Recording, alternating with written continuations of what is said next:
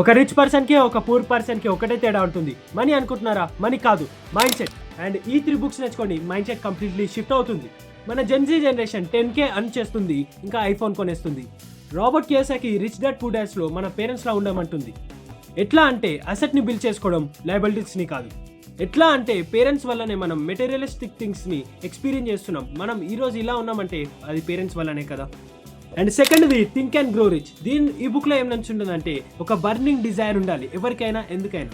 ఒక clear vision అనేది ఉండాలి సబ్ కాన్షియస్ గోల్కి, మీకు మీ థాట్స్కి అలైన్ అవుతుంది. అండ్ థర్డ్ది the millionaire fast lane. And ఆ బుక్లో ఉంటుందంటే స్లో లైన్ అంటే మన సేవింగ్స్ అనేది దాంతో రిచ్ కాలేమన్నట్టు. అండ్ ఫాస్ట్ లైన్ అనేది ఒక స్కిల్ నేర్చుకోవడం, లైక్ బిజినెస్ కానీ అండ్ ఏదో స్కిల్ చేసుకోవడం, దాని గురించి తెచ్చుకోవడం. అయితే మీరు ఈ 3 బుక్స్లో ఫస్ట్ ఏది అవుతారు? నేనైతే అందరికీ రికమెండ్ చేస్తాను first rich dad poor dad చేసుకోమని. అండ్ మీరు కిందలో ఏమేమి చదివారో కమెంట్లో రాయండి.